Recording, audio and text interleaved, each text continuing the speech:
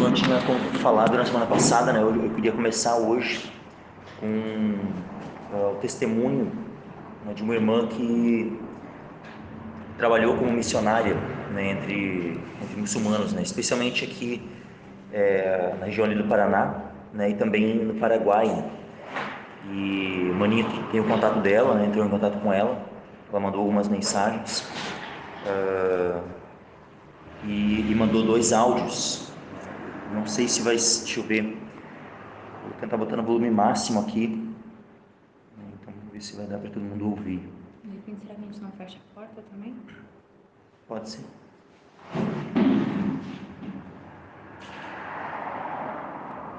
Pastor Maninho, a paz do Senhor, pastor Maninho, missionário, querido, Aline, família, abraço a todos, tá? Me chamo Giovana, sou casada com José Olimpo, somos missionários da Jocum, da base do Rio de Janeiro.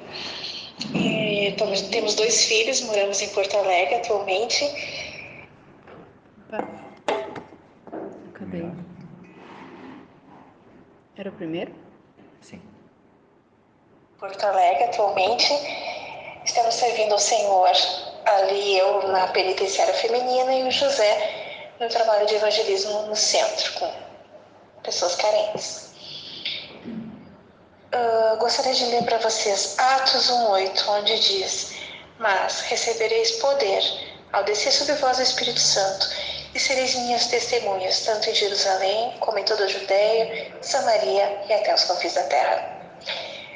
Em 2001, quando eu saí pelas igrejas do Rio de Janeiro fazer um seminário para alertar as igrejas sobre o perigo do islamismo, eu me comprometi com o Senhor de que nunca falaria sobre essa religião sem antes a palavra de Deus. Então toda glória a Ele.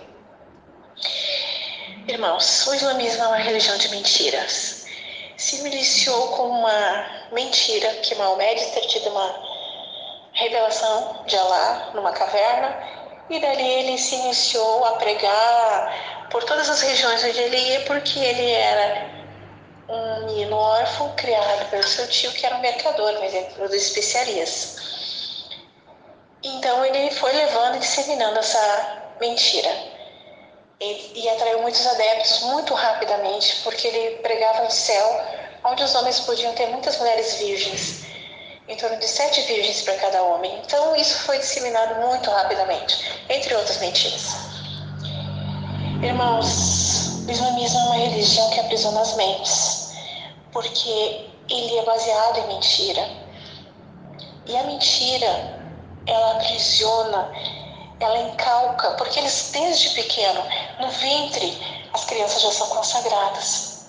Irmãos, eu visitei uma mesquita sunita em Foz do Iguaçu, onde eu via os meninos sentados à frente, as meninas sentadas atrás. Os meninos levantavam, conversavam um com o outro, enquanto as meninas quietinhas com o véuzinho na cabeça. Isso eu digo meninas de 4, 5 anos, irmãos. Pasmem. O menino com 7 anos é uma idade chave para o islamismo, ele já tem que ter memorizado mais de 150 suratas, que seriam os versículos do Alcorão. E isso tudo se você não memorizar por dia, você apanha. Lá no Irã tem os imãs, que são aqueles que cuidam dos meninos. Cuidam, entre aspas. Eles têm umas varas compridas que, se os meninos não meditar, não recitar os versículos certinho, eles apanham aquela varinha fina. Então, o islamismo, ele aprisiona as mentes. Mas os pais deixam esses irmãs cuidar dos filhos. Eles se sentem agraciados quando os irmãs aceitam os seus filhos para criar. Muito bem. Vamos seguindo, então. Então, o islamismo, a base dele é essa mentira. Em Foz do Iguaçu, nós podemos entrar na mesquita sunita. E no teto tinha um lustre muito bonito. E eu perguntei para a senhora Fátima, o que está escrito ali ao redor? E ela disse assim: Deus não gera. Alá não gera. Eu entendi que a paternidade de Deus para um muçulmano é loucura. Eles não aceitam. Eles aceitam que nós nascemos de Adão. Mas Adão não nasceu de Deus. Mentiras. Irmãos, as mulheres, elas não têm valor a não ser de procriação no islamismo. Evangelizamos uma mulher em Foz do Iguaçu e ela nos convidou para tomar chá no outro dia. Quando chegamos lá, o filho dela, que tinha uns 8, 9 anos, gritou conosco e disse: minha mãe não vai abrir a porta para vocês, caiam fora daqui. Porque o pai dele não estava em casa, quem manda é ele. Tá?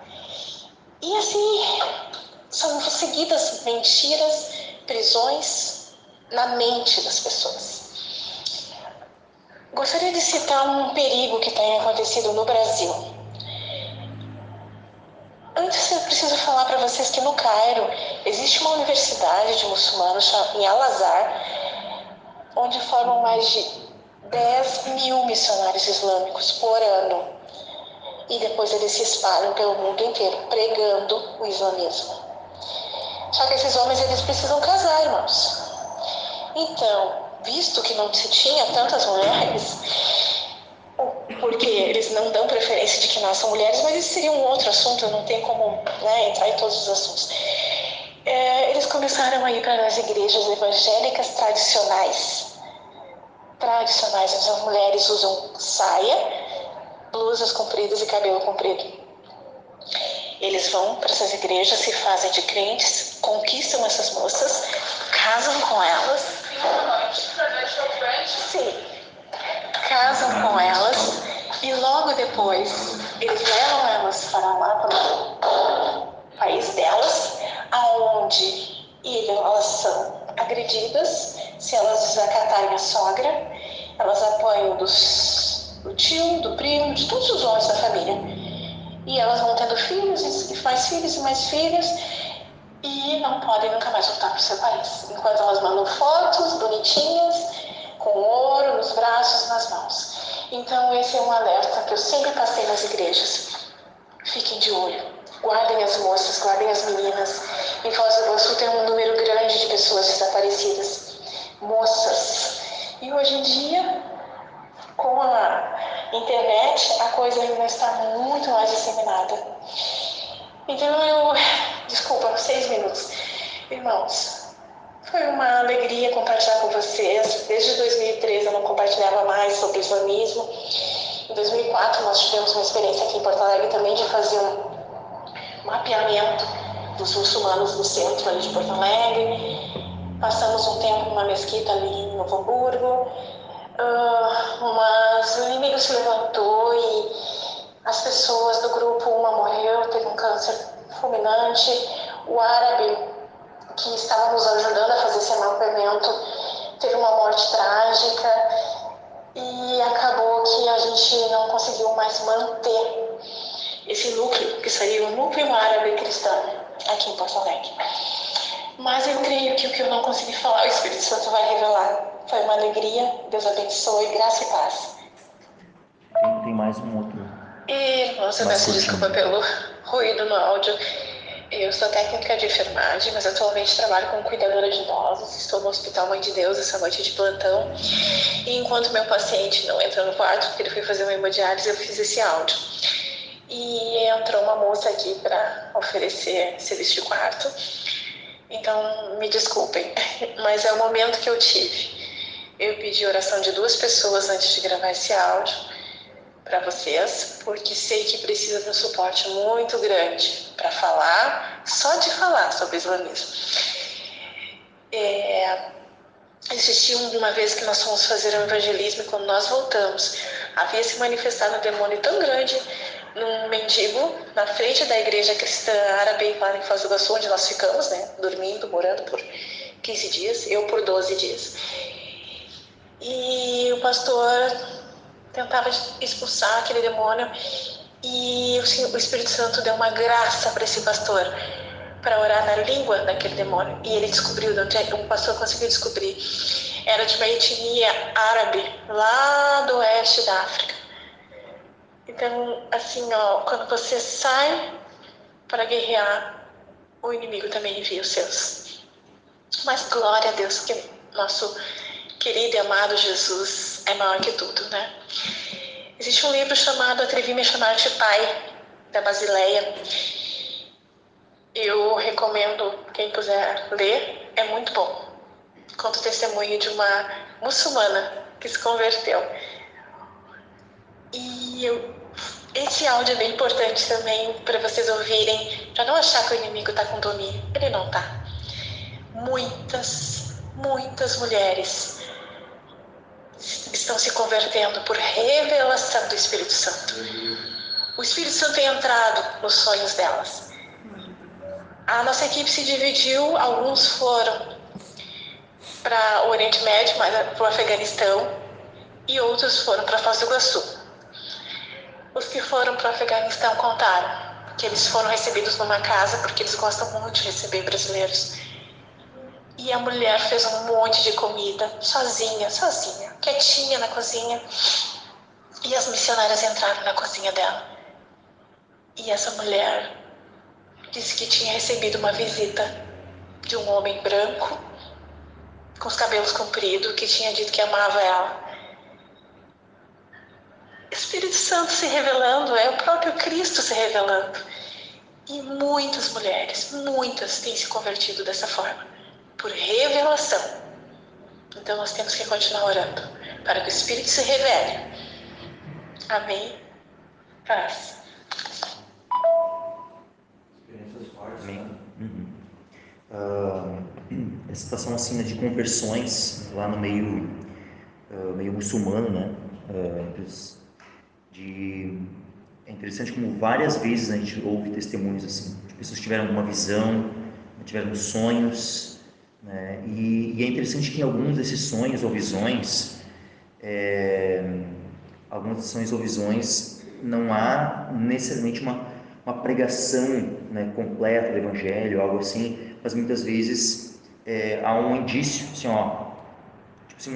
toma tal direção, né, fala com tal pessoa, sabe, alguma coisa no sentido semelhante a como aconteceu com Cornélio, né, que o anjo vai até ele, né, e o anjo não somente pega e anuncia o Evangelho para Cornélio, né, o anjo pega e diz, manda chamar Pedro, que está lá, né, na cidade lá de Jope e tal, né, que ele vai falar, né, as palavras com as quais tu vai ser salvo, tu e a tua casa, né? E dessa forma, de forma muito semelhante, né, tem acontecido, né, entre muitos muçulmanos hoje, né? A gente tem um casal, uma família de missionários, que a gente ajuda eles há algum tempo, são amigos nossos lá da comunidade, eles estão na Indonésia já faz alguns anos. E eles lidam muito com muçulmanos. Eu tinha me esquecido, assim, que eles lidam com todo tipo de hinduísmo, com vários tipos que estão na Indonésia, né? E aí me lembrou que eles estiveram há 2 anos atrás lá em Porto Alegre, na nossa casa, e contaram um testemunho para nós de uma menina muçulmana que entrou num culto numa igreja batista lá na Indonésia. Devia ter umas 400 pessoas no culto. Lembrando que a Indonésia é um país da igreja perseguida, tá? Só pode quem tem na identidade a sua nacionalidade e religião diferente do povo indonésio. Então, uma coisa meio... Depois eu vou para o assunto, só para deixar claro. Então, essa criança ela entrou no culto e explodiu a igreja. Tá? E o que acontece? Os muçulmanos, o Islã, né, eles se utilizam, infelizmente, desses tipos de... E o detalhe é que era uma menina, não era homem. Porque normalmente o homem tem a promessa, que nem foi falado ali dentro. Na verdade, são 70 lá. Então, eles testemunharam isso lá na nossa casa. Eles conheciam os irmãos e sobreviveram muito pouco dos irmãos. Mas foram estar com o Senhor, né? Então, quando eu tiver uma criança enviada como uma criança bomba, né, para explodir uma igreja. Essa questão sobre de atentados, né, terroristas, né, de pessoas se explodindo assim, fora outros tipos de ataques, né, que muitas vezes eles promovem. Tem muita gente que vem por argumento, não, mas isso aí são extremistas, né, isso aí são fanáticos, né, e isso não é bem assim, né. A questão é o seguinte: a maioria dos muçulmanos, de fato, não tem esse pensamento, né, de querer matar, de querer, morrer, né, pela fé islâmica, né, e tal. Mas por que que a maioria não tem? Porque a maioria, da mesma forma como acontece com os católicos, né, o famoso católico não praticante, existe o muçulmano não praticante. Ou seja, né, um católico não praticante, ele vive de qualquer jeito. Ele vai uma vez lá na missa lá para batizar os filhos, vai lá para casar, né, quando é convidado para um casamento ou para um batismo, para ser padrinho lá numa criança. E é basicamente assim, né? Ou seja, não é alguém que pratica aquilo, né? Não segue os valores, muitas vezes as suas crenças, as suas filosofias e tal, os seus pensamentos são até bem conflitantes com a própria doutrina católica mesmo, né? E de maneira semelhante acontece com o islamismo, né? No islamismo, então, a maioria, né, dos chamados muçulmanos são não praticantes, então acaba que não tem essa coisa de querer matar os outros, né? Mas agora, aqueles que de fato querem seguir à risca, né, o Alcorão, ou seja, que são fundamentalistas, né? E quando a gente fala o termo fundamentalista é o quê? É que justamente busca, né, estar baseado nos fundamentos da sua fé, daquilo que, né? Então eles têm lá o livro sagrado, para eles é sagrado, né, o Alcorão, eles têm lá as tradições, né, os hadiths e tal, e então eles se baseando nesses princípios, nesses valores, o fato de morrer e não somente morrer pela fé, porque nós também cremos que nós como cristãos, né, se for necessário, precisamos estar dispostos a morrer pela nossa fé. Só que de modo muito diferente, eles na realidade não simplesmente morrer pela fé no sentido assim, nós no caso, né, ou nega Cristo ou morre. A gente prefere a morte a negar o nosso Senhor. Mas agora eles não é assim, nega o Islã ou morre, não. Eu vou morrer e levar o máximo possível de incrédulos junto comigo. Esse é o tipo de morte a qual eles estão dispostos a morrer. Não é simplesmente a morrer para não negar a fé, né? É morrer para causar o maior dano possível naqueles que eles consideram infiéis, né? E isso são coisas que são ordenadas no Alcorão, que são ordenadas, né, nessas tradições que eles têm. Então, aqueles que não têm esse pensamento e que são até contrários a esse pensamento, é porque na realidade são muçulmanos, ou muçulmanos liberais, de linha mais liberal, ou são muçulmanos não praticantes, e que muitas vezes nem têm conhecimento daquilo que o próprio Alcorão diz. Não tem um monte de católico que não sabe quase nada do que são as doutrinas católicas. Muitas vezes tu vai ver evangélicos, né, que comparam as doutrinas, e nós temos muitas vezes, né, evangélicos que conhecem mais a doutrina católica, né, justamente nessa tentativa de refutar, né, de tentar evangelizar o católico. Então muitas vezes nós vamos ter evangélicos que conhecem mais a fundo a doutrina católica do que os próprios católicos. E a mesma coisa acontece entre os muçulmanos. Muitos muçulmanos não têm um conhecimento profundo da sua própria religião, né? E esses que não têm esse conhecimento profundo é que muitas vezes são aqueles que não são, vamos dizer assim, radicais, né, nesse sentido, né? Que acaba sendo, creio eu, a maioria, né? É uma minoria que são os radicais, mas é porque acaba sendo uma minoria que de fato segue à risca o que ensina o Alcorão, né? Mas seguindo adiante, né, a gente já viu, né, na semana passada, né, uma introdução, uma comparação com as principais doutrinas, né? Vimos que nós não temos o mesmo Deus, Alá não é o nosso Deus, né? Como muitos, né, vezes querem tentar, né, dizer, não, é o mesmo Deus, né? Só porque se crê num Deus único, né, se acha, né, que daí é o mesmo Deus, e não é, né? São deuses diferentes. O Deus apresentado no Alcorão não é a Trindade, e o nosso Deus, nós cremos, é na Trindade, é Pai, Filho e Espírito Santo. São três pessoas, mas não são três deuses, é um Deus só, né? Mas são três pessoas. Enquanto que o Alcorão, ele coloca como uma blasfêmia se alguém disser que crê na Trindade. Ou seja, né, como é que pode ser o mesmo Deus? O próprio Alcorão nega que é o mesmo Deus, né? Então não é o mesmo Deus. No Alcorão também Jesus não é apresentado como Deus, na Bíblia né? Então nós cremos que Jesus é Deus que se manifestou em carne. O Alcorão não crê nisso. Quem crê na fé islâmica não crê que Jesus é Deus, crê que Jesus foi apenas um profeta, apenas um homem, nada mais que isso.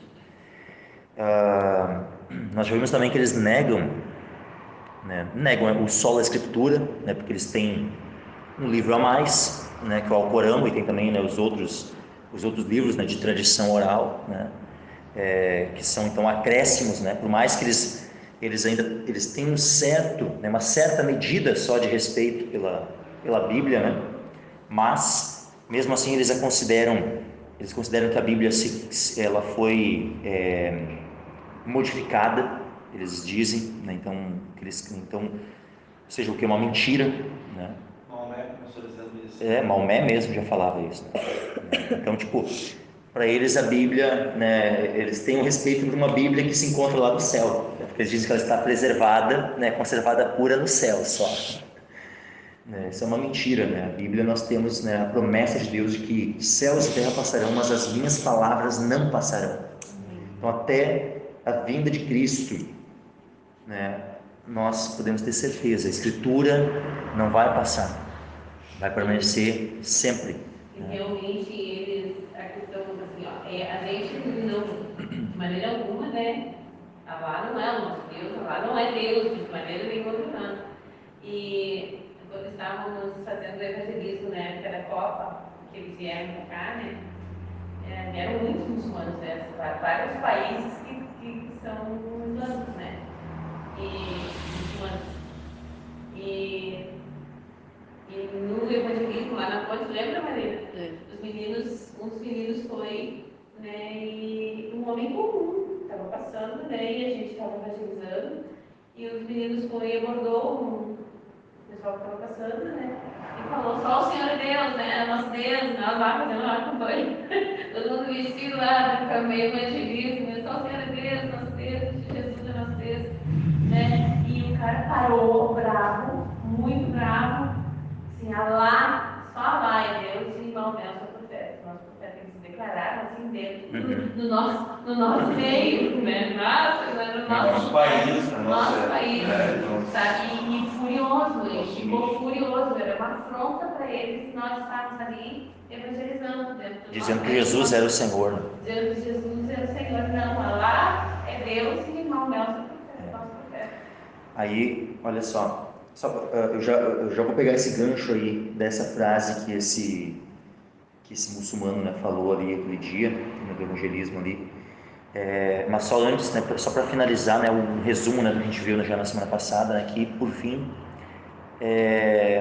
em relação à expiação, né, ponto central do Evangelho, é a obra que Jesus veio fazer por nós, ele veio realizar, né, a expiação dos nossos pecados, ele veio, né, justamente por meio da sua obra, da sua morte sacrificial na cruz, por nós, né, ele nos redimiu, e ele ressuscitou o terceiro dia. Se isso não for verdade, o Evangelho cai por terra e a nossa fé é vã. Então, e o que acontece? Os muçulmanos negam essa verdade. Eles negam que Jesus morreu. Para eles, Jesus não morreu na cruz. E uma vez negando que Jesus morreu, eles também, lógico, né, que não faz sentido alguém que não morreu ressuscitar, né? Alguém que continua vivo não pode ressuscitar. Só ressuscita quem morreu. E eles negam a morte de Cristo, então na sequência, então também negam a ressurreição de Cristo. Negando isso, eles também negam o quê? A expiação e redenção. Eles, na verdade, eles não sentem necessidade da expiação, porque para eles é uma coisa que não entra na cabeça deles. O inimigo cegou o entendimento deles, para eles não compreenderem o Evangelho. E eles não percebem a necessidade de seus pecados serem expiados pela obra de Cristo. Eles dizem, não, se eu pequei, eu tenho que pagar pelo meu pecado. Como se fosse possível um homem conseguir pagar o preço dos seus pecados. Mas eles dizem que para eles é uma coisa inconcebível, tipo Jesus morrer pelos nossos pecados. É uma das fortalezas que há na mente dos muçulmanos, é essa. E um outro ponto que eu não abordei na semana passada, mas só para fazer o gancho, já que a gente está tratando dessas doutrinas principais, né, do Evangelho, é a doutrina do pecado original. Eles também negam isso, né, porque eles entendem que o homem, não nasce pecador, não herda uma natureza pecaminosa de Adão quando caiu. Eles creem que Adão, quando caiu, apenas ele caiu, a humanidade não caiu com ele. Então eles ensinam que as crianças, quando nascem sem natureza pecaminosa, sem nada, nascem puras, perfeitas, santas, né? E que elas, vamos dizer assim, elas se tornam pecadoras quando chegam numa idade de entendimento e cometem os seus primeiros pecados, né? Ali elas se tornam pecadoras, o que é um ensino completamente oposto ao das Escrituras. Tanto, né, nós temos revelado tanto no Antigo Testamento como no Novo, né, de que todos nós nascemos com uma natureza corrompida pelo pecado. Nós já nascemos assim. Nós não somos, não é que cada um tem a sua própria queda, né? Eles já entendem, vamos dizer, a doutrina islâmica, ela estaria bem próxima do que nós conhecemos dentro do cristianismo, uma heresia que surgiu no meio do cristianismo chamada pelagianismo. Eu já comentei algumas vezes, né? Então, a doutrina de Pelágio, ela é bem próxima, né, daquilo que os muçulmanos entendem, né, sobre a natureza humana. Mas, vamos lá, agora prosseguindo, né, adiante, o islamismo ele está fundamentado em 5 pilares. Então, a fé islâmica ela está fundamentada em 5 pilares, né, que são eles quais? Eu vou falar aqui os termos em árabe, tá? A minha pronúncia, lógico, ela vai ser próxima, né? Os 5 pilares são a shahada, o segundo é o salat, o terceiro é o zakat, o quarto é o ramadã e o quinto é o hajj. Eu já vou explicar o que é cada um deles, tá? O primeiro, a shahada, é a declaração de fé. Com essa declaração de fé, esse que é o primeiro pilar, é a declaração de fé que a pessoa faz para se tornar muçulmana. Então ninguém se torna muçulmano sem antes fazer essa declaração de fé. Ela tem que entrar numa mesquita, levantar a mão para cima, e no meio lá da mesquita, os muçulmanos na volta dela, ela vai fazer essa declaração de fé. Só na língua deles, né? Na língua, em árabe, não pode ser na própria língua, né? Tipo assim, aqui no Brasil, né, um brasileiro não pode ir lá numa mesquita aqui no Brasil, né, e fazer essa declaração em português. Ele vai ter que aprender o árabe clássico e fazer essa declaração em árabe clássico. Mas qual é a tradução dessa declaração de fé? A tradução é aquilo que a Bia falou antes, que só Alá é o único Deus e que Maomé é o seu profeta. Então aquela frase que aquele muçulmano estava falando aquele dia, querendo rejeitar, né, a verdade de que Jesus é o Senhor, como é que ele rejeitou isso?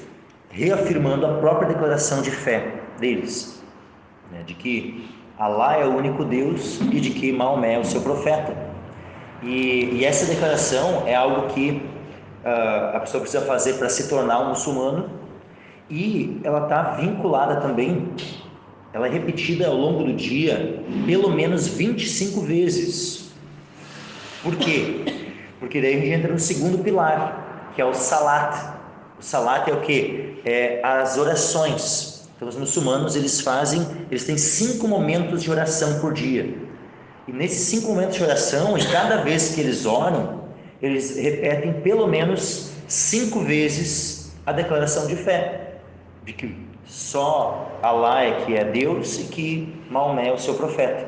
Então, no momento, só que essas orações, eles têm 5 momentos de oração por dia, mas não é oração assim onde eles, né, estão lá e tem uma comunhão com Alá e falam com Alá e derramam o coração, fazem algum pedido, né? Não, como eu nunca fui católico, né? Mas quem já foi católico, né, e fez comunhão, fez crisma e tal, com certeza aprendeu sobre o terço, aprendeu ali aquelas rezas, né? Acaba que a pessoa fica ali, ela decora o Pai Nosso, decora as Ave Maria e fica ali naquela repetição e vai, né? E o rosário ali, o terço, os muçulmanos têm algo muito parecido. Eles também têm um negócio muito parecido com o terço, com o rosário ali para momentos de oração. Ou seja, tem muitas semelhanças o islamismo com o catolicismo, muitas semelhanças.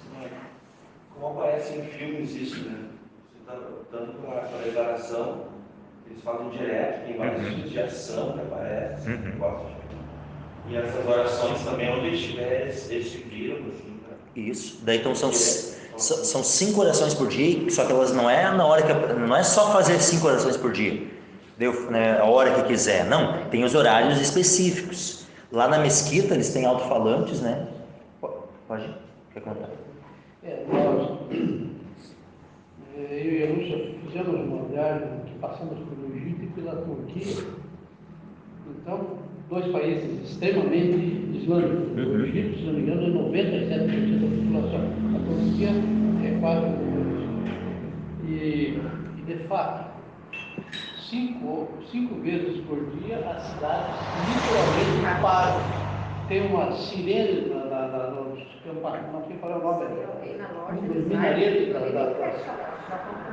das mesquitas, Eles e vão para a mesquita. as pessoas param. Então, aconteceu Não é ali isso mesmo. quando a gente estava andando com o táxi. Ele não parou o táxi, mas imediatamente ele parou a conversa e silenciou. E a gente também ia cortando porque sentiu de lá e a gente parou de conversar. E de fato eles são, nesse aspecto, são rigorosos. Né? E nós visitamos várias mesquitas, muito luxuosas mesmo, né?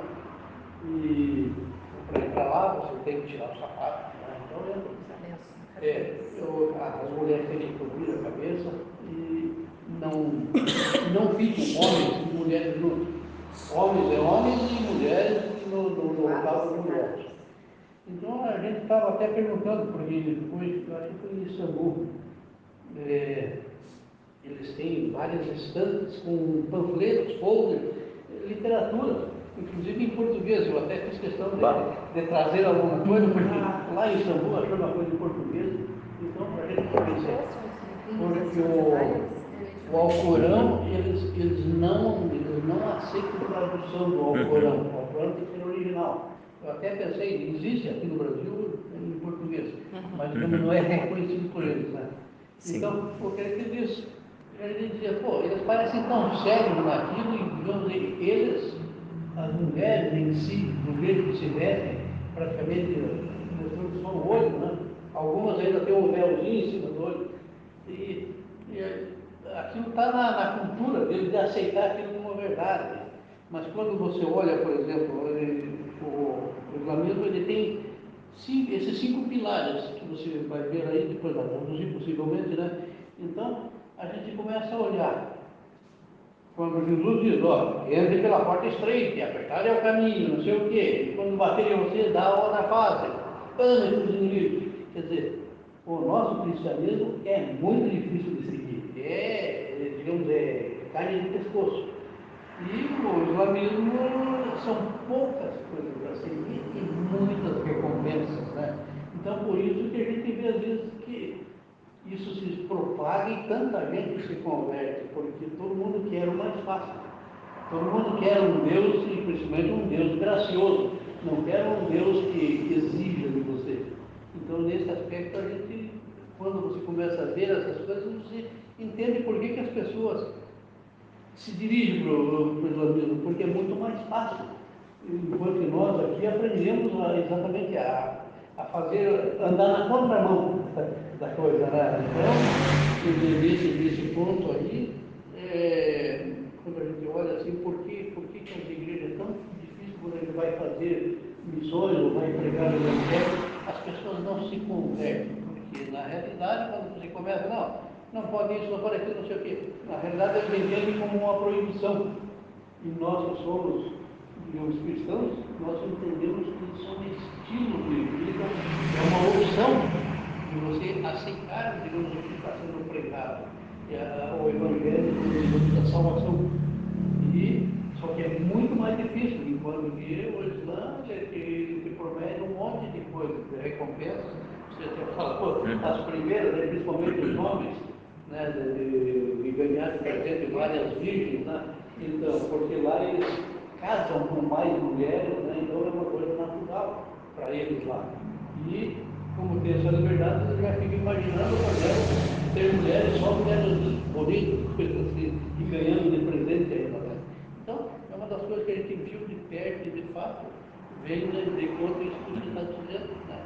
Você vai explicar esses pilares para ver por que a gente diz assim, por que não se converte no Evangelho de Jesus, né? Não se converte naquilo lá, mas pela facilidade que ele está fazendo.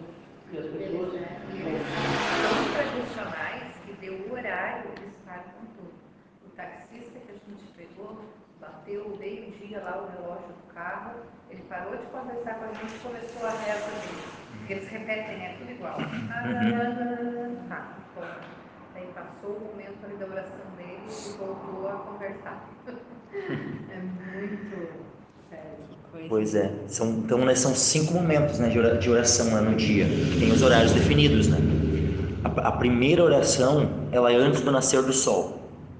Então, antes do sol nascer, toca lá, né? Então, normalmente ali por umas 4 da manhã, eles já estão acordando para a primeira oração do dia. Todos acordam, porque todas as igrejas batem o sino, então é um barulho assim que não tem como dormir, todo mundo acorda. Aí depois a segunda, né, meio-dia. Então, meio-dia tem o segundo momento de oração. Depois às 4 da tarde, né, vai ter o terceiro. Depois vai ter a quarta oração, vai ser assim que o sol se pôs. O sol se pôs, vai ter a quinta oração. A quarta, desculpa. E a última, né, aproximadamente às 10 da noite. Né, ali, então, antes do pessoal ir dormir. Né, então, vai ter a última oração. Então, eles ficam, né? Então, tem esses 5 momentos de oração no dia. Essas orações, na realidade, elas, né, a melhor palavra nem seria oração, né? Seria reza, né? Se os católicos falam, né? Às vezes os católicos querem falar. Tem pessoas, né? Às vezes que não, né, que falam sobre oração e chamam rezar, né? E que está errado, na verdade, né? Porque, né, quando tu vai orar, tu está orando e é diferente de rezar, né? Rezar justamente né, o aspecto, né, onde, né, os católicos ficam ali repetindo as rezas, né? Porque tem as Ave Maria, tem o Pai Nosso, que eles acabaram, né, tornando, né, em vez de um modelo de oração, tornaram o Pai Nosso numa reza, né? Com certeza não era esse o objetivo de Cristo quando ele nos ensinou a oração. Até porque né? logo que dele fala, né, que não é para usar vãs repetições. Antes, né? Um pouquinho antes ele fala. Né? Então, até vamos abrir o texto aqui, ó. Porque até Mateus capítulo 6. Rezem isso, orem assim. Exato. Né? Olha só o que Jesus falou, Mateus capítulo 6. É como se Jesus estivesse dando uma ideia, né? Exato. E versículo 6 em diante. Mas tu, quando orares, entra no teu aposento, fechando a tua porta, ora teu pai que está em secreto. Teu pai que vem em secreto te recompensará publicamente. E orando, não useis de vãs repetições, como os gentios que pensam que por muito falarem serão ouvidos. Olha isso, não useis de vãs repetições. E o que são as rezas católicas? Vãs repetições. O que são? O que é essa reza 5 vezes por dia? Que é um pilar, né? Que é um pilar da religião islâmica. É vã repetição.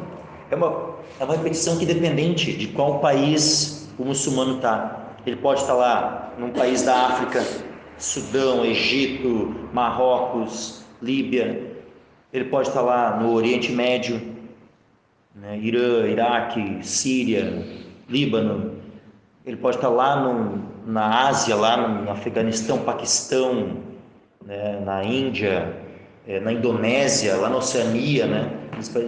Ele pode estar em qualquer lugar do mundo. Essas rezas aqui, elas têm que ser feitas em árabe clássico.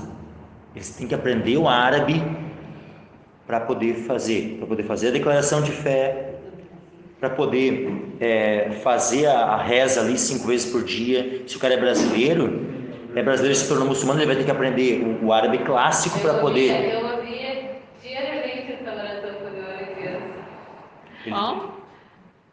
A oração deles, 5 vezes, eles colocavam o tapetinho, enchiam uma na mãe, lá na trabalho da mãe. Colocavam o tapetinho no chão e sal, voltavam a cabeça para a Meca e localizam, né? Exatamente. Tem que ser direcionado para a Meca. senão a oração não é ouvida. Se ficar no canto, lá, naquele canto, colocar para lá, se ficar aqui, ali, sabe? Eles se localizam, viram lá e oram em árabe. O tempo todo. Outra coisa também, eles têm toda uma preparação. Eles têm uma preparação antes, né, daquele momento de reza ali. Eles têm que se lavar várias vezes. 3 vezes tem que lavar as mãos, tem que lavar a orelha, tem que lavar a boca, o nariz, os pés. Né? Eles têm toda uma cerimônia, né, de lavagem, de purificação, para daí começar as orações 5 vezes por dia. Então, né, agora, você vê que todos os muçulmanos seguem à risca, tintim por tintim do que está aqui? Não necessariamente. Como eu disse, né, tem muçulmanos que são não praticantes, eles não vão seguir à risca, detalhe por detalhe de tudo, mas, né, tem muitos e muitos que seguem à risca tudo que está prescrito eles vão seguir. Terceiro ponto, né, terceiro pilar é o zakat, né, que também poderia ser uma tradução, né, esmola. Também é algo que é praticado por muitos, mas não necessariamente por todos, né? Tem muito muçulmano não praticante que não vai praticar isso aqui. Isso aqui é algo semelhante ao dízimo, porque é 10% que eles têm que pegar de tudo aquilo que... Só que é interessante que é diferente do dízimo, porque no dízimo, o que nós fazemos? Da nossa renda, né? Se alguém recebe por semana, vai ser por semana. Se alguém recebe por mês, vai ser por mês. Dependente, né, da forma como a pessoa tem a sua renda, né, vai ser de acordo com a sua renda, ela vai pegar 10% do dízimo. Só que agora, no islamismo, é 10% de tudo que a pessoa tem, uma vez no ano. Então, uma vez no ano, é feito um cálculo de tudo o que possui. Envolve casa, carro, animais, todos os seus bens. É tipo um imposto, só que é de tudo que tu tem, ou seja, não é só de tudo aquilo que tu ganhou naquele ano, é de tudo aquilo que tu possui. Então, independente, se tu dobrou o teu patrimônio de um ano para o outro, vai ser só 10%. Se tu não conseguiu, digamos assim, se tu só conseguiu o suficiente para sobreviver, né, e o teu patrimônio não aumentou em nada, vai ser 10%. Né? Então, tipo, é indiferente, né? Não é de acordo com a tua renda, é de acordo com aquilo que tu possui. Quando fechou a data, vai chegar uma data no ano que tu vai calcular, vai entrar tudo aquilo que tu tem, 10% é o zakat, que vai ser utilizado, né? Ele pode ser utilizado para o auxílio, né, de muçulmanos pobres e tal, mas normalmente ele é utilizado para obras missionárias, para eles levarem avante, né, o islamismo para outras partes do mundo. Isso é o dízimo deles? É semelhante ao dízimo, eles chamam de zakat, né? É semelhante ao dízimo, porque é 10%, né? Só que 10% do que possui. Então ele não é exatamente igual ao dízimo, né? Mas tem uma certa semelhança. Então, eles fazem isso uma vez ao ano. O quarto, um outro ponto, né, é o Ramadã. Né? O Ramadã é o quarto pilar, né, da fé islâmica, né, o Ramadã. O Ramadã é um jejum de 30 dias. Então, chega um determinado mês, normalmente muda o período, que o calendário que eles usam para o Ramadã é um calendário lunar. Então, ele vai mudar, ele não vai ser igual, né, o nosso, não é tipo assim, é do dia, tipo assim, é o mês de outubro, por exemplo, né? Então todo ano, dia 1º de outubro, dia 31 e tal, né? Não é algo, sabe, uma data fixa, né, conforme o nosso calendário aqui.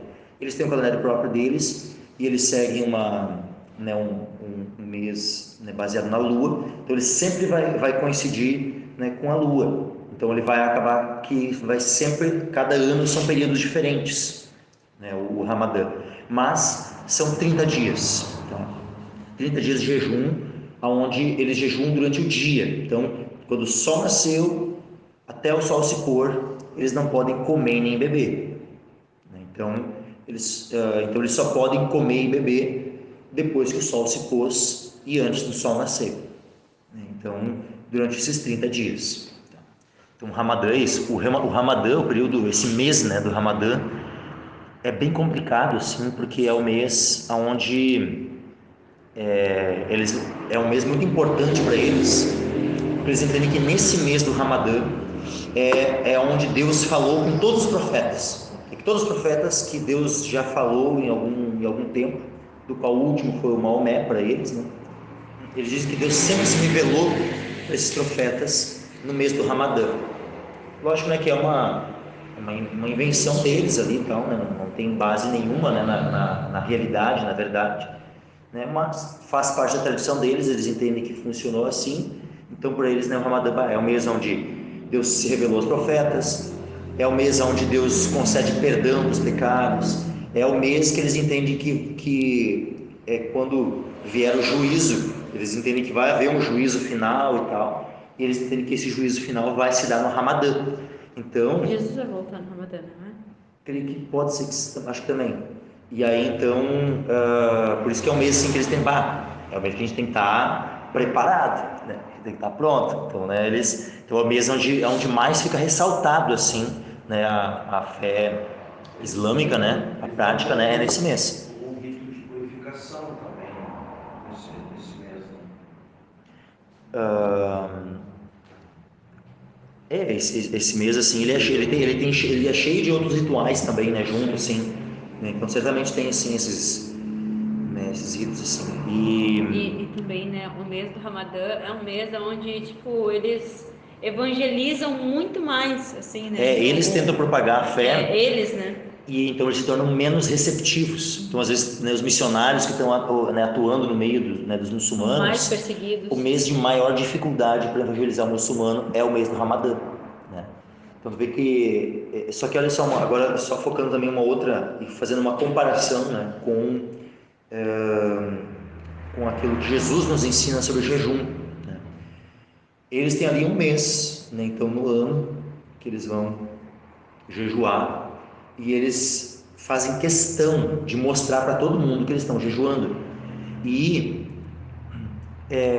quando tem alguém que se converte e aí resolve, eu não vou jejuar, não vou fazer, né, continuar nessa prática, né, dos muçulmanos, acaba, sabe, que muito facilmente ela consegue ser marcada porque ela não está, né, expondo aos quatro ventos, né, de que ela está jejuando. Aí eles começam a notar, fulaninho lá não está mostrando que está jejuando. E aí eles começam a identificar as pessoas que não estão dando evidências de que estão jejuando. E as pessoas começam a ser marcadas e muitas vezes são perseguidas por não estarem jejuando no mês do Ramadã. Então é um mês bem complicado, sabe? Quando tem algum cristão, né, ali, que às vezes, né, tenta ainda manter a sua fé de maneira bem discreta e tal. O mês mais difícil de ele manter essa fé discreta é o mês do Ramadã, né? E tu vê como é diferente, né? Olha o que Jesus nos ensina, esse mesmo capítulo aqui de Mateus, né, quem ainda está aberto ali. Olha o que Jesus fala sobre o jejum, né? E como é completamente diferente, né? Tu vê, parece que é uma coisa assim, ó, Jesus ensinou algo, ele faz exatamente o oposto. Ele diz, ó, não use as repetições. Vai lá, Satanás pega, né, e dá uma visão lá para Maomé, ó, faz aqui, ó, cinco vezes vocês vão repetir de maneira bem vã, numa língua que, né, muitos não vão entender nada, né, É importante só fazer um parênteses aqui, não sei se também, que a gente falou do Pai Nosso, né, ele está nessa purgatório na nossa cultura, como está para os islâmicos, como está para Maria, outros que falou, mas o Pai Nosso ele não pode se tornar, a gente não pode se acostumar com o sagrado. Esse é o ponto. Às vezes a gente pode achar que o Pai Nosso, o fato de orar o Pai Nosso poderia ser uma boa repetição. Não, porque é a palavra de Deus. A gente deve orar baseado na palavra de Deus. Quando vocês orem conforme as quando falarem, falam. Então, a gente sabe que a gente pode orar sim, e de Gênesis Apocalipse vai ter várias orações. Né?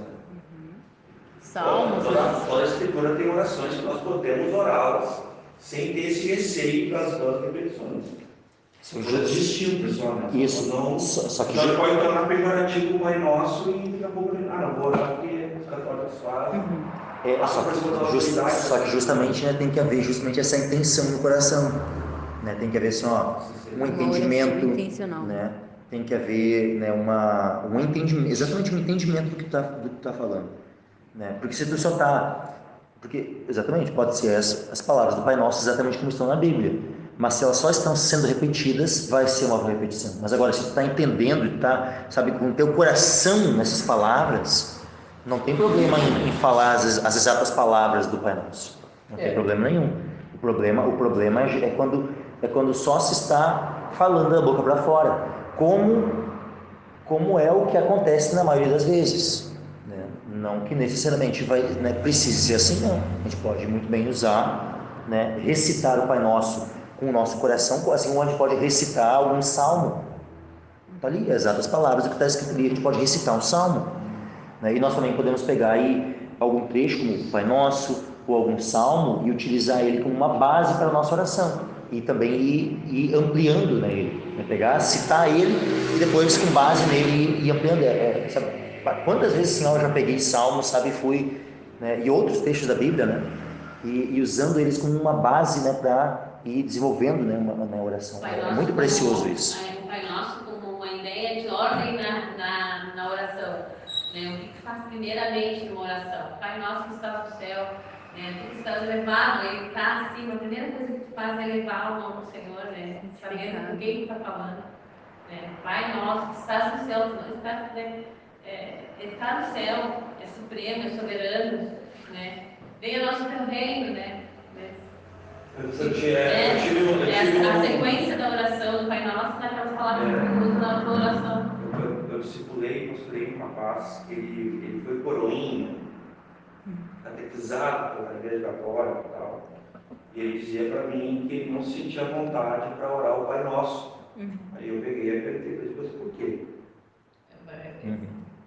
E ele falou, porque eu entendo que é uma repetição. Eu falei, não é.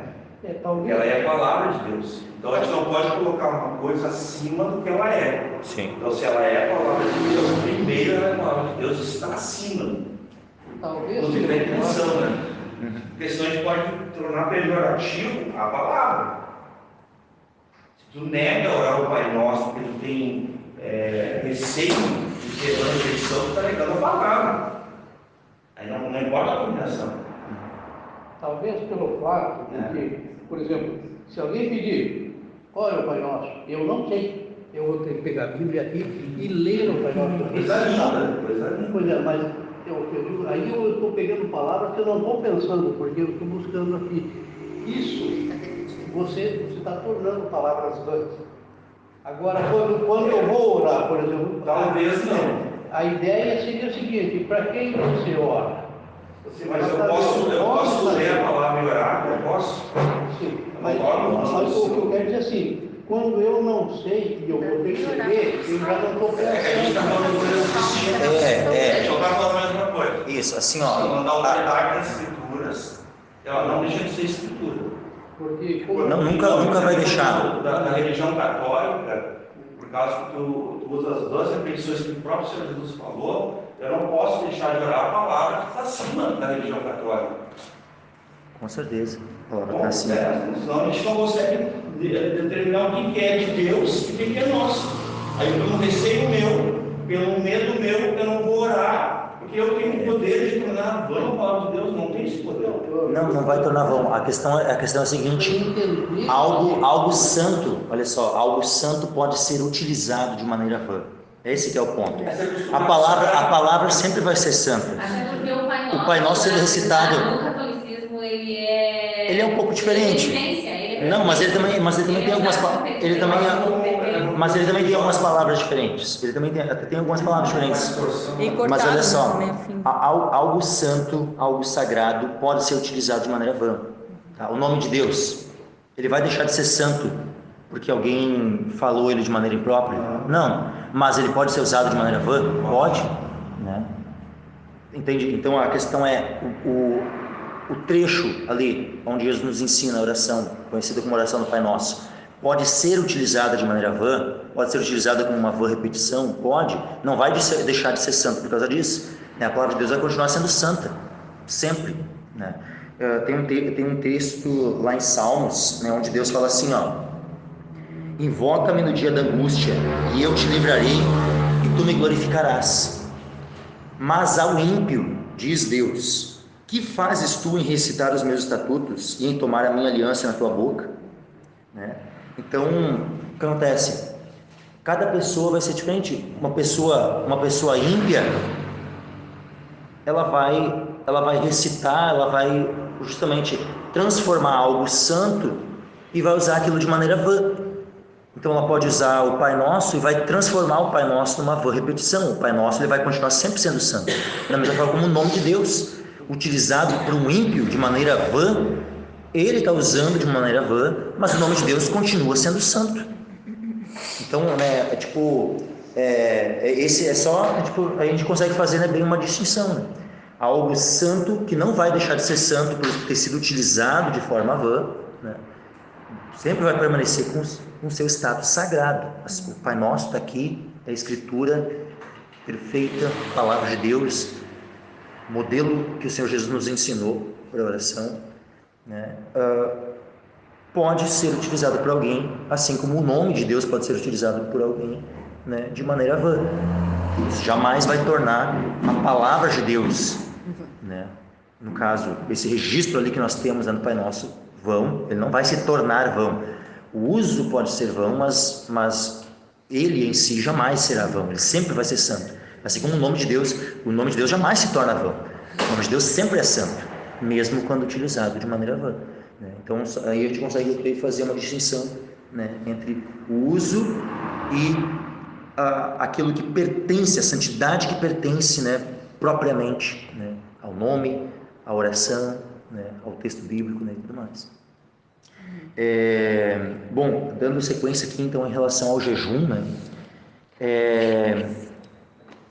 o jejum, né, o Ramadã, né, esses 30 dias, então eu já mencionei a questão de que eles né, anunciam, né, eles querem que todo mundo veja que eles estão jejuando. E Jesus nos diz ali em Mateus 6, e versículo 16 ao 18, diz assim, ó: quando jejuardes, não vos mostreis contristados, como os hipócritas, porque desfiguram os seus rostos para que aos homens pareça que jejuam. Em verdade vos digo que já receberam o seu galardão. Tu, porém, quando jejuares, unge a tua cabeça e lava o teu rosto, para não pareceres aos homens que jejuas, mas a teu Pai que vem em secreto. Teu Pai que vem em secreto te recompensará publicamente. Então, vamos fazer o contrário, né? Parece que foi algo assim, né? Mas vamos lá. E o quinto pilar, né, da fé islâmica é conhecido como Hajj, tá? Que é a peregrinação. Peregrinação para onde? Para Meca, né? Então, lá em Meca, né, lá no centro, né, de Meca tem uma mesquita lá, né, e tem a Kaaba. A Kaaba tem tipo um cubo negro, assim, né, onde tem uma pedra que simboliza lá, naquela pedra.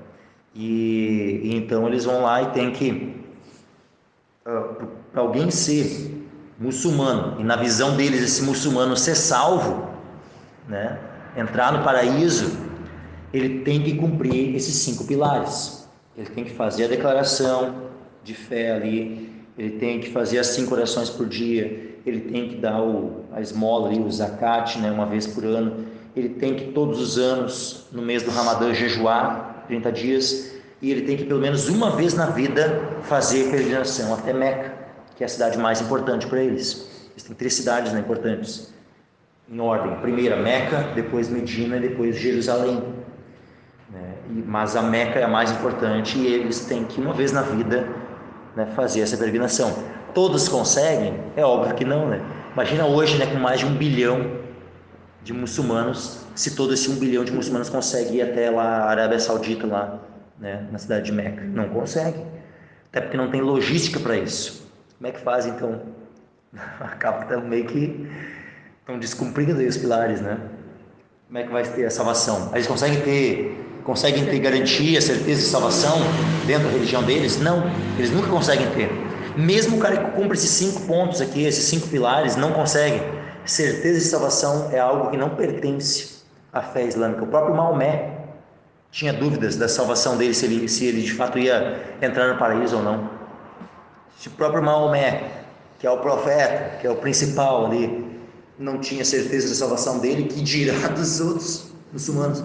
E a única certeza que eles dão, que alguém morre, vamos dizer assim, e já entra no paraíso, é quando morre na jihad, que é na guerra santa, que é, né, morrendo para levar adiante a fé muçulmana, matando outros, e se nesse meio tempo em que ele está matando outros, ele morre nessa guerra, aí eles entendem que esse aí tem certeza de que morreu salvo, que vai entrar no paraíso. Os outros não têm certeza.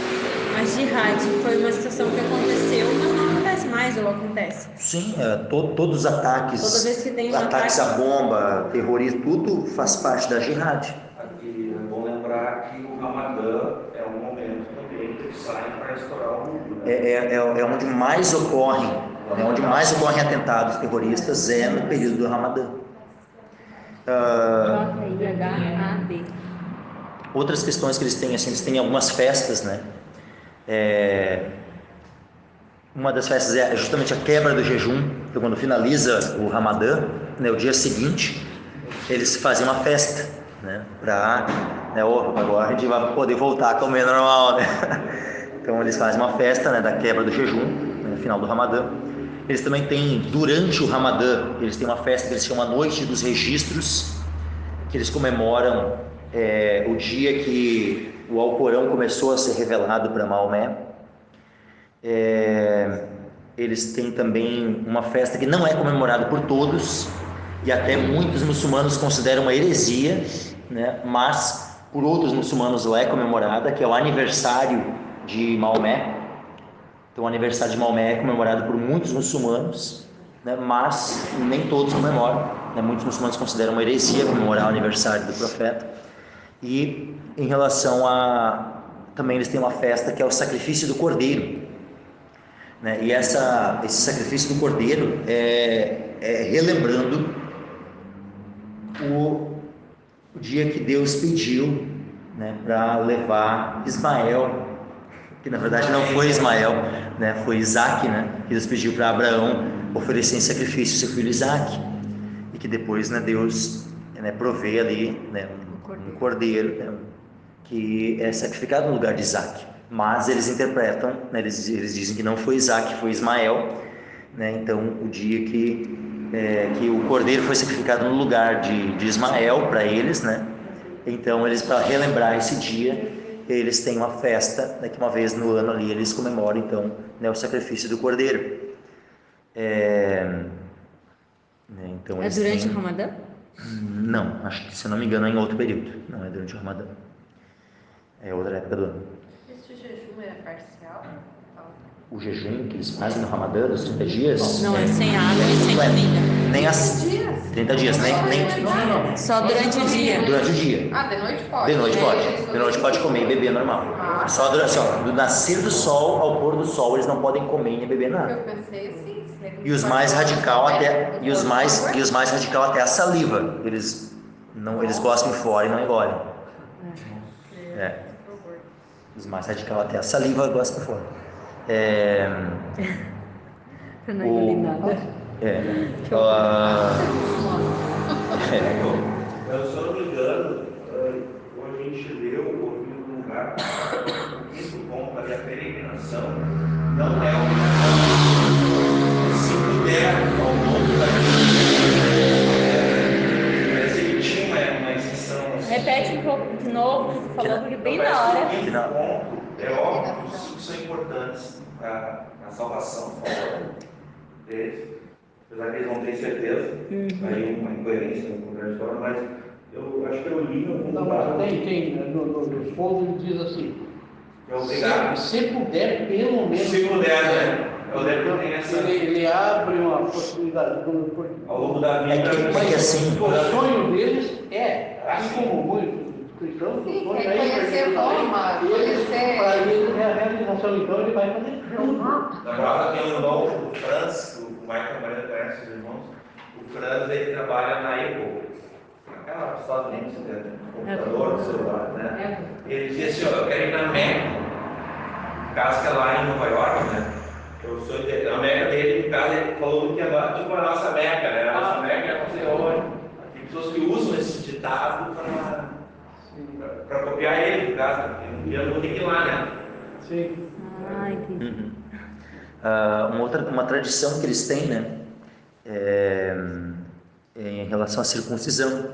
É interessante, eu não sabia disso. Não sabia que todo muçulmano o homem, né? Lógico, só o homem, mas é circuncidado. Só que não é que nem os judeus, porque o judeu tem uma data específica, é no 8º dia. A criança nasceu, no 8º dia a criança é circuncidada, a não ser, lógico, né, que seja um gentil que se converta ao judaísmo. Aí é lógico que daí vai ser circuncidado, né, numa idade posterior, né. Mas agora, quando nasce numa família judia, é no 8º dia que o menino é circuncidado. Já os muçulmanos não é no 8º dia. A criança entre 5 e 7 anos de idade. Entre 5 e 7 anos de idade. Daí, né, nesse dia que ela vai ser circuncidada, eles dão presentes para a criança, né, eles estimulam a criança de várias formas, se reúne ali a família, né,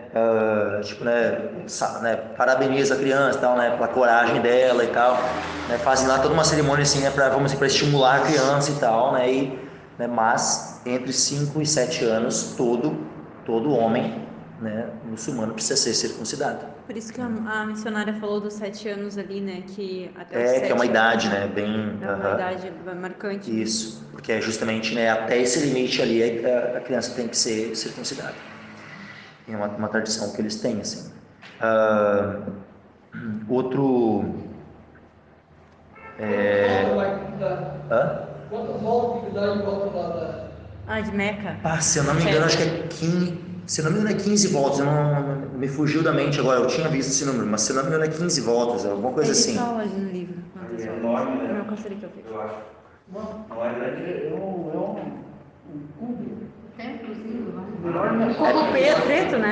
É pequeno, ele é alto. Uma caixa preta, né? Dá uma volta ali, mas... Pelo menos É que o campo ao redor é gigante, daí, cara, várias mil pessoas que ficam ali se atravessando e fazendo isso. sim. É uma loucura. E agora, assim, para a gente poder finalizar, né, eu quero comentar daí também sobre a escatologia, né, islâmica.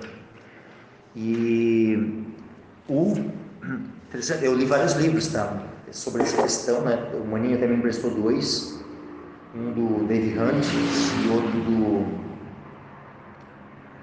Eu não lembro agora o nome do outro autor, né, mas...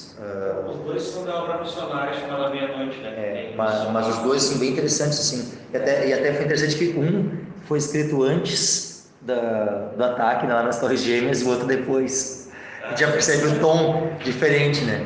O David Hunt se vira aquele tom um pouco mais agressivo, assim, né? Porque estava tudo bem quente ainda, assim, né? A gente percebe, né? E também, assim, que o primeiro foi escrito por um missionário, né? Também que trabalha no meio dos muçulmanos, né? Enquanto que o David Hunt, ele, por mais que ele escreve sobre, mas ele não atuou como missionário, né, no meio dos muçulmanos, né? Então ele pode ter contato com tudo, né, mas ele não, tipo assim, não foi como, né, ambos com experiências diferentes, assim, né? A obra missionária chamada da Meia-Noite, ela existe para a evangelização do povo de Israel. Eles julgam, né? Então, desde que Israel foi lá em 1948,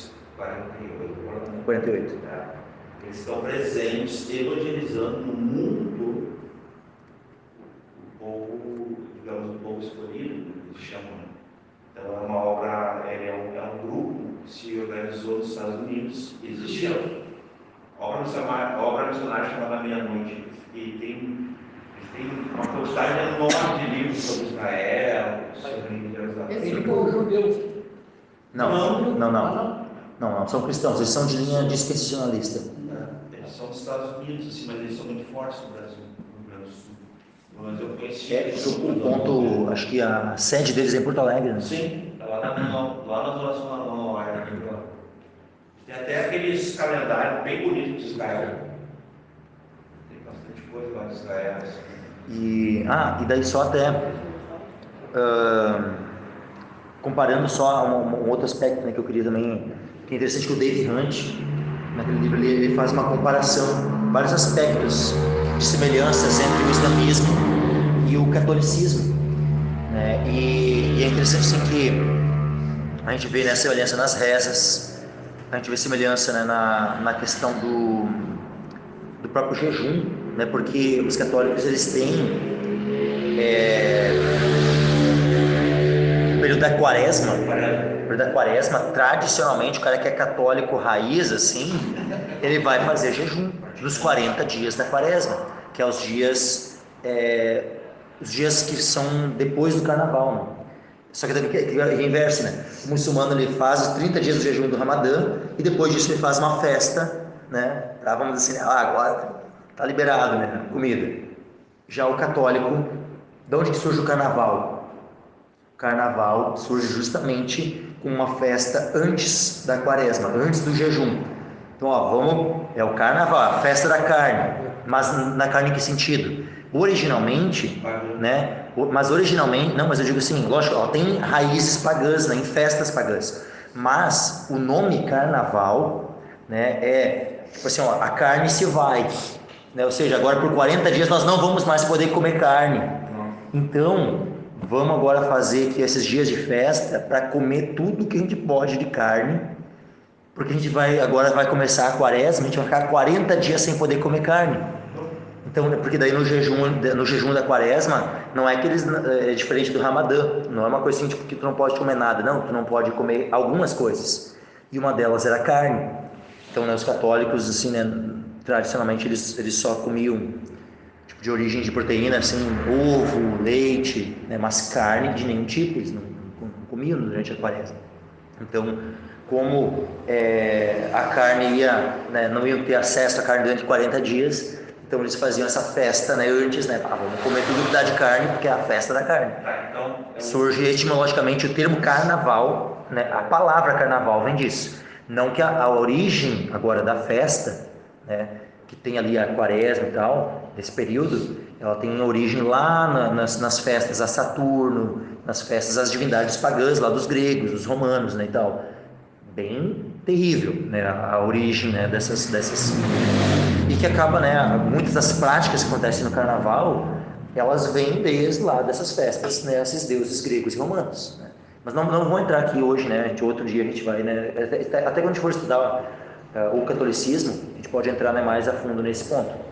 Mas é interessante, né, que a gente vê, né, período de jejum, uma festa também, né, vinculada ali, uma no início, outra no final.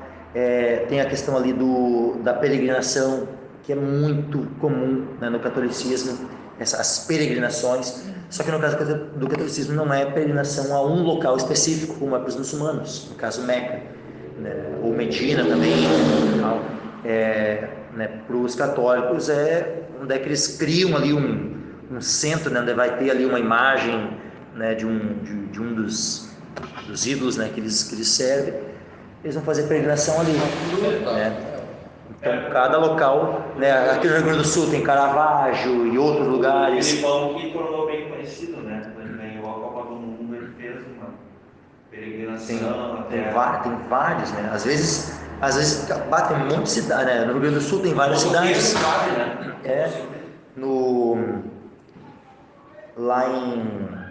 Tem as peregrinações lá para Aparecida e coisa. Tu vê, é muito parecido o jeito, né, as coisas que eles fazem dentro da sua religião, né, no catolicismo e no islamismo. Tem muitas semelhanças, muitas práticas semelhantes, né?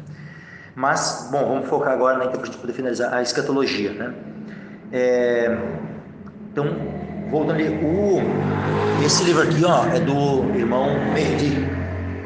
Esse aqui, ele é um marroquino, ele veio do Marrocos, né, ele era filho pai dele era um dos líderes, né, lá no país, né,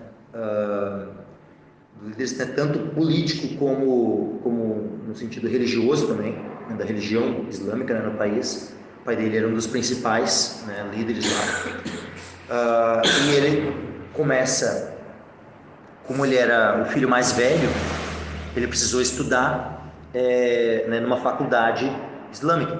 Ele chegou a estudar fora do país, né, para ter ali uma profissão. Mas depois que ele concluiu o estudo dele, acho que foi na França, né, onde ele fez o estudo dele, ele voltou para o Marrocos, e aí na sequência ele precisou fazer uma faculdade de teologia, né, islâmica lá no Marrocos.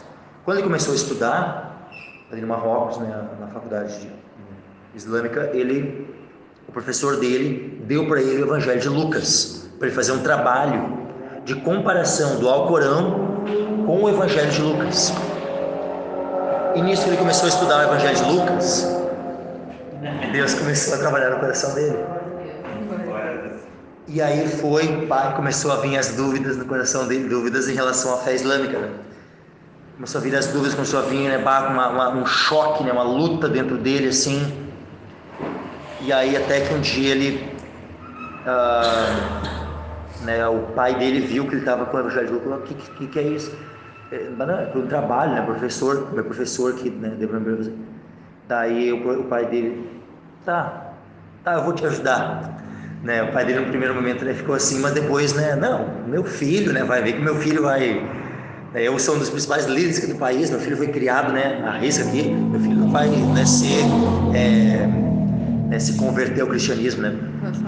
Inclusive na peregrinação que eles fizeram até Meca, o pai dele uma hora pegou ele e consagrou ele, assim, tipo, botou um lenço na cabeça dele e consagrou ele para Alá, para o serviço de Alá, né? E aí falou assim, na oração ali ele fala, né, sobre a questão, assim, de que o filho dele conhecesse a verdade de Alá e propagasse a verdade de Alá, né? E aí ele disse assim que naquele dia Deus, né, o verdadeiro Deus ouviu. É verdade, né? Em vez do ídolo, né? Em vez do ídolo, né? Deus pegou assim, não. Deixa eu pegar essa. Eu vou responder de maneira apropriada. Essa oração que tu não soube orar como convém, né? Mas deixa eu. Mas eu ouvi. Eu digo, Michael, tem muitos vídeos desse irmão Berlim. Eu conheci ele lá na Brasa. Ele tem Instagram. Acho que ele teve aqui na ponta também. Não. Ele teve lá na Zona Sul, na comunidade também, né? E também teve ali na Montserrat. Mas no YouTube tem vários vídeos desse irmão dando testemunho. Os vídeos são fortes, são legais, simples ao mesmo tempo. Vale muito a pena. E ele abre o jogo, né? Ele diz que ele queria refutar, porque o único lugar do país dele que teria, no caso a Bíblia, né, no caso do Evangelho de Lucas, seria nessa faculdade. Isso. Em Marrocos. Marrocos. Ele conta isso bem claro, assim, daí ele pega a Bíblia para refutar ela, para achar, né? Não, e ele achava que a Bíblia se resumia isso ali. Ele achava que mas é só isso aqui, a Bíblia dos cristãos, o livro dos cristãos, o Evangelho de Lucas. Né? Tu vê? Olha que restrito, não foi dada uma Bíblia inteira para ele. Foi dado só o Evangelho de Lucas. E ele naquele primeiro momento ele achou que isso ali era toda a Bíblia, né? Mas daí tá. Aí o pai dele, né, pegou né, não, eu vou te ajudar. O pai dele, quando tinha estudado fora, na Inglaterra, conheceu um homem, um cristão, e se tornou amigo desse cristão. E aí ele disse, não, eu vou te ajudar, vou dar o contato desse homem aqui. E aí o guri pegou e mandou um monte de perguntas, né, lá para aquele homem que naquele momento, depois quando ele estava falando com aquele homem, quando ele estava falando com aquele homem, ele já era um pastor. Aquele homem que era colega né, na faculdade lá do pai do Mehdi, né, aquele homem já tinha se tornado um pastor. E aí ele respondeu, né, as perguntas, tudo, mas o Mehdi, ele não satisfeito, não, eu vou resolveu ir lá para Inglaterra e ficar uma semana lá com o pastor lá. Mas assim, no final das contas entregou a vida dele para Cristo, né, se rendeu ao Senhor, né, voltou, né, transformado de lá assim, né, e quando voltou para o Marrocos, chegou um dia, bem no dia, o dia onde a família dele já viu que ele estava um pouco diferente, né, mas, né, o dia onde ficou bem claro assim, né, onde todo mundo ficou sabendo, exatamente. Filho, sempre, né, ele era o filho mais velho que sacrificava o cordeiro. No dia da festa do cordeiro ali, o pai dele: filho, é você que vai sacrificar o cordeiro. E aí ele: pai, manda o meu irmão mais novo. Aí ele: não, filho, é você. E aí ele disse que estava, né, descendo a escada assim: pai, hoje eu não vou sacrificar o cordeiro, porque o meu cordeiro já foi sacrificado há 2000 anos atrás. E aí diz que na hora, quando o pai dele ouviu aquilo, o pai dele tinha diabetes assim, e aí deu uma crise nele assim, quase que desmaia assim na hora. Família dele, os irmãos ficam todos assustados assim, tal. E daí a partir daquele dia ali ele já não fica mais em casa, ele fugiu. Foi deserdado também, né? E aí ele tem asilo diplomático, ele é um príncipe, né? Aí ele então ele vai estudar e aí no ele Brasil. E aí depois disso, né, depois de um tempo, ele veio entrou em contato com aquele pastor lá da Inglaterra, que era amigo do pai dele, e esse pastor conseguiu o contato, né, aqui no Brasil, para ele vir aqui para o Brasil, mas ele não conhecia nada. E quando ele veio para cá, o pastor que tinha sido, vamos dizer assim, o contato, né, para receber ele aqui, não apareceu no aeroporto para receber ele. E ele foi abrigado aonde? Numa mesquita. Ele foi porque era onde ele tinha a língua que ele poderia, né, falar e se comunicar.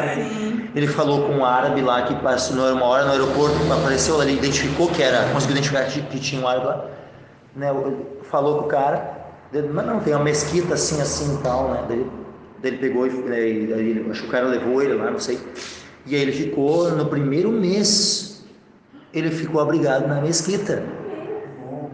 E aí só depois é que ele conseguiu, e o pastor lá da Inglaterra, ele tentou, né, era o único contato que ele tinha, ele tentava entrar em contato. O que aconteceu? O pastor lá na Inglaterra teve um acidente e ficou 14 dias hospitalizado e não conseguia, tipo assim, ele tentava entrar e não tinha como eles perderam o contato, sabe? E aí então só depois quando ele entrou em contato assim, né, daí com o irmão Merdi que daí ele ficou sabendo da situação que ele estava, né? E aí pôde, né, falar daí com outro pastor, né, daí que depois, né, começou lá. Mas tu vê que provação, né? Quanta coisa assim que teve que enfrentar, né? Ele conseguiu rever a mãe dele, né? Depois de um tempo, ele marcou acho que foi na Inglaterra, né? Ela assistiu uma carta num lugar neutro, assim, e ela foi, ele não pode entrar lá. Ele liga pra ele fala também que ele liga, né? Pra ela, se ele entrar lá, né, ele é preso ou é morto, né? E é interessante que o irmão Mehdi aqui, ele é sunita, ele era, né? Antes da conversão, ele era muçulmano sunita. Os sunitas são a maioria. E tem também os xiitas, e eles têm algumas diferenças, né? Uma das diferenças, por exemplo, assim, os líderes entre os sunitas, né, eles eram os califas, né? Então quem foi sucedendo Maomé na linhagem sunita eram chamados de os califas, né, os líderes. Califado, né? Por isso que tem o califado e tal, né? Por exemplo, o Estado Islâmico eram sunitas, né? A gente tinha o califado, né, do Estado Islâmico. Agora, no caso dos xiitas, eles não dão o nome de califas, são os imãs. Imãs, né? Então os xiitas eles não chamam de califas, nós chamamos de imãs. E dentre os xiitas, eles consideram que eu não sei se é depois, não sei se Maomé é o primeiro ou se o descendente de Maomé é o primeiro, mas daí eles têm, na tradição deles, dos xiitas, tá? Eles têm 12 imãs, onde um foi sendo substituído após o outro, e o 12º imã foi o último. Isso lá, né, tipo uns 200 anos depois, né, de Maomé. Então o último imã, né, foi, né, o 12º. Isso na linhagem xiita, tá? Os sunitas têm os califas ali e tal, né? O que acontece? Eles têm algumas diferenças, e uma das diferenças é a escatologia. Hoje que eu fui ver que existem as diferenças, né? Porque eu li tudo que o irmão Mehdi escreveu sobre escatologia dos muçulmanos, e eu vi que tinha algumas coisas que estavam faltando para mim, mas eu já li coisas diferentes. E aí eu vi que, claro, aquilo que o irmão Mehdi colocou sobre escatologia é do ponto de vista sunita, só que tem um ponto de vista xiita que traz algumas coisas diferentes.